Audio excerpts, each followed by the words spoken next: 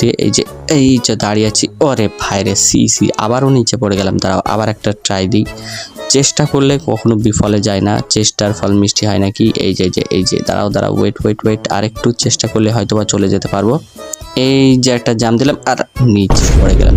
ভাই এটা কোনো কথা। দাঁড়াও দেখি এখান দিয়ে যেতে পারি কিনা। ওরে ভাই রে, এখান দিয়ে যাওয়া তো অসম্ভব মনে হচ্ছে। আচ্ছা রাফিজ মনে হয় এই দিক দিয়ে যাচ্ছে। দাঁড়াও ওর পিছন যাওয়ার চেষ্টা করি। আরে আমি তো পানির ভিতরেই ঢুকতে পারছি না, ও আবার কোথায় গায়েব হয়ে গেলে। এই যে দেখো পাহাড় রয়েছে, এখান থেকে তোমরা কিন্তু চাইলে যেতে পারবা না, কিন্তু যেতে পারবা। আমি এখনই তোমাদের একটা টিপস অ্যান্ড ট্রিক্স দেখিয়ে দিচ্ছি। আর আমি যদি নাই যেতে পারি তাহলে তোমাদেরকে কেনই বা বলবো, তোমরাই বলো গাইস, এটাই তো কথা। তো বেশি কিছু না, চলো আমি এখন জোন থেকে আগে পালিয়ে নিই গাইস, তারপরে দেখাচ্ছি। এখানে একটা এনিমিকে কিল করে নিলাম।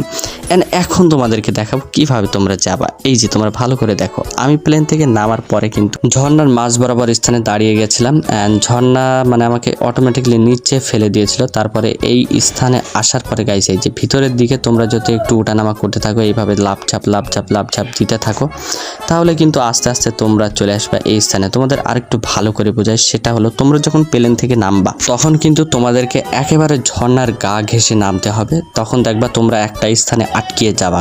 বিশেষ করে এই যে যেই জায়গাটায় সমতল ভূমি ছিল মাঝামাঝি স্থানে ঝর্ণার, ওই জায়গাটা বরাবর তোমরা নামার চেষ্টা করবা। তারপরে পা দিয়ে একটু দাপাদাপি করলেই কিন্তু তোমরা উপরে উঠে যাবা আর এইরকম একটা সুন্দর স্থানে চলে আসতে পারবা। বাই দ্য ওয়ে গাইস, আজকের ভিডিওটা তোমাদের কাছে কেমন লেগেছে অবশ্যই কমেন্ট করে জানাও। চলো আর একটু ভিডিও বাকি আছে, দেখে আসি। এই যে এখানে একজনকে নক করলাম, ভ্যাকসিন মারার চেষ্টা করছিল। ভ্যাকসিন বলে না ইনহেলার বলে, কি বলে গাইস, আমরা তো ওইটাই বলি। তো তোমরা কি বলো অবশ্যই কমেন্ট করে আমাকে জানিয়ে দিও। তো তারপরে আরেকটা এনিমি আকাশ দিয়ে আসছিল, ওকে একটু মানে ড্যামেজ দিতে না দিতেই ও নক হয়ে গেল। আরেকটা এনিমি কোথায় থেকে এসে আমাকে টপ করে ডাউনলোড করে দিল।